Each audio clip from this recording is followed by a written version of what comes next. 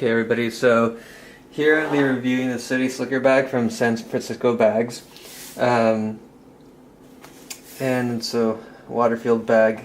I'm not really sure if Waterfield or San Francisco bags are the same thing, but there you go.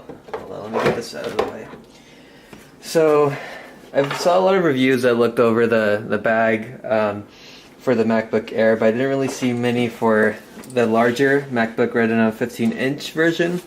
So here it is. I got the chocolate color for the leather, and you could see how much of it is sort of like this other material. Can't remember what it's called right now, but what I'm really not liking so far, and this is only after one week of use, keeping that in mind, is how this handle is turning out. So I got the handle, I also got the D-rings and the strap, but it's sort of stretching and then not, I don't know, it doesn't really, it's not very appealing how it's warping a little bit, or not warping but stretching. You know, I can only imagine how it's going to look like after a year of use. So that's something to keep in mind. This might not look that great after a year of use if you get the handle. It looks really nice when you use the handle, though. It can pass as a briefcase, so that's what's nice about it. You could, you know, lighten up your load a little bit. What I didn't expect is that really, I did expect there to be very little space, because it's really advertised mostly as a protector for a MacBook, but at the same time it should have enough space for all the materials that come with it. So here's a MacBook Pro Retina. You'll notice that inside it's padded really well on the sides, inside, but on the top only the leather's protecting your MacBook Pro. So let me put that back in there.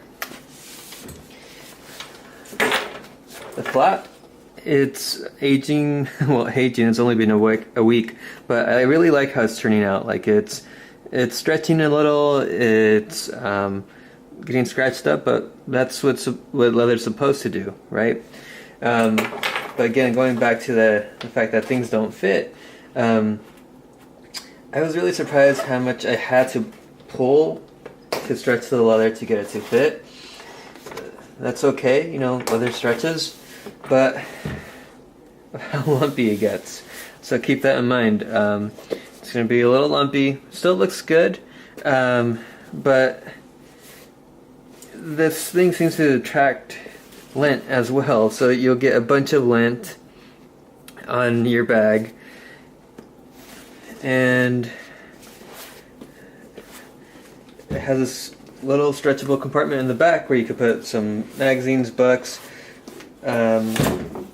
Whoops. Well, there you see it doing its job. But it looks good overall. It's just like, look at that, the handle. It really looks pretty ugly. I wish they had used, like, I don't know, something firmer, something that just wouldn't. Well, that looks better, but you see it's coming apart. It feels like in the middle, in the middle. But just something to keep in mind. Give you an overview of the MacBook Pro 15-inch Retina, but other than that, it's okay. So my main gripes are this handle, don't like it, and it attracts lint and loves lint. So keep that in mind. I would not take this to a professional meeting, like for a job interview. I would also not really use this even for teaching. I don't know if I would use this.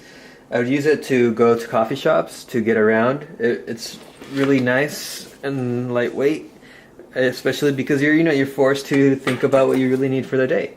So take that into consideration. With all these features, it was close to $200, like $180. So, you know, that's surprising in a way, because you're not getting too much leather. But hope this helps some of you, and yeah, that's the end.